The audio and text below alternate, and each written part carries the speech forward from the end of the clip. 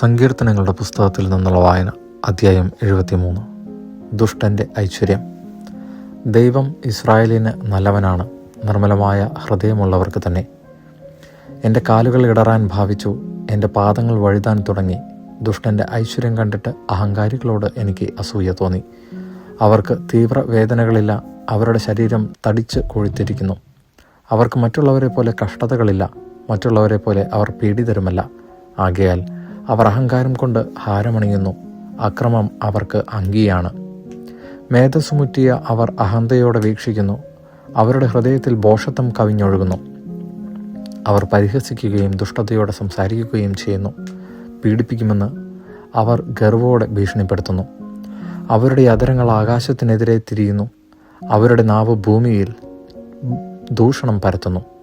അതുകൊണ്ട് ജനം അവരെ നോക്കി പ്രശംസിക്കുന്നു, അവരിൽ കുറ്റം കാണുന്നില്ല. ദൈവത്തിന് എങ്ങനെ അറിയാൻ കഴിയും? അത്യുന്നതന് അറിവുണ്ടോ എന്നവർ ചോദിക്കുന്നു. ഇതാ, ഇവരാണ് ദുഷ്ടർ. അവർ സ്വസ്ഥത അനുഭവിക്കുന്നു, അവരുടെ സമ്പത്ത് വർദ്ധിക്കുന്നു. ഞാൻ എൻ്റെ ഹൃദയത്തെ നിർമ്മലമായി സൂക്ഷിച്ചതും എൻ്റെ കൈകളെ നിഷ്കളങ്കതയിൽ കഴുകിയതും വ്യർത്ഥമായി. ഞാനിതാ ഇടവിടാതെ പീഡിപ്പിക്കപ്പെടുന്നു. എല്ലാ പ്രഭാതത്തിലും ദണ്ഡനമേൽക്കുന്നു. ഞാനും അവരെപ്പോലെ സംസാരിക്കാൻ ഒരുങ്ങിയിരുന്നെങ്കിൽ ഞാൻ അങ്ങയുടെ മക്കളുടെ തലമുറയെ വഞ്ചിക്കുമായിരുന്നു. എന്നാൽ ഇത് ഗ്രഹിക്കേണ്ടത് എങ്ങനെയാണെന്ന് ഞാൻ ചിന്തിച്ചെങ്കിലും അത് ക്ലേശകരമായി എനിക്ക് തോന്നി. എന്നാൽ ദേവാലയത്തിൽ ചെന്നപ്പോൾ അവരുടെ അവസാനം എന്തെന്ന് ഞാൻ ഗ്രഹിച്ചു. അങ്ങ് അവരെ തെന്നുന്ന സ്ഥലത്ത് നിർത്തിയിരിക്കുന്നു.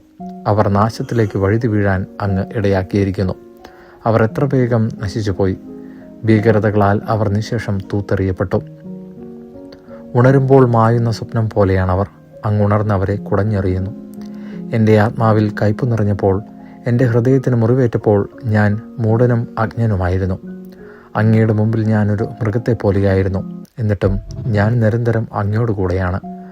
അവിടുന്ന് എൻ്റെ വലത്ത് കൈ ഗ്രഹിച്ചിരിക്കുന്നു. ഉപദേശം തന്ന് അങ്ങനെ നയിക്കുന്നു. പിന്നീട് അവിടുന്ന് എന്നെ മഹത്വത്തിലേക്ക് സ്വീകരിക്കും. സ്വർഗത്തിൽ അങ്ങല്ലാതെ ആരാണ് എനിക്കുള്ളത്? ഭൂമിയിലും അങ്ങയെയല്ലാതെ ആരെയും ഞാൻ ആഗ്രഹിക്കുന്നില്ല. എൻ്റെ ശരീരവും മനസ്സും ക്ഷീണിച്ചു പോയേക്കാം, എന്നാൽ ദൈവമാണ് എൻ്റെ ബലം. അവിടുന്നാണ് എന്നേക്കുമുള്ള എൻ്റെ ഓഹരി. എന്തെന്നാൽ അങ്ങിൽ നിന്ന് അകന്നു നിൽക്കുന്നവർ നശിച്ചു പോകും. അങ്ങയോട് കാപട്യം കാണിക്കുന്നവരെ അങ്ങ് സംഹരിക്കും. എന്നാൽ ദൈവത്തോട് ചേർന്ന് നിൽക്കുന്നതാണ് എൻ്റെ ആനന്ദം. ദൈവമായ കർത്താവിന് ഞാൻ അഭയം പ്രാപിച്ചിരിക്കുന്നു. അവിടുത്തെ പ്രവൃത്തികളെ ഞാൻ പ്രഘോഷിക്കും. ദൈവവചനമാണ് നാം കേട്ടത്.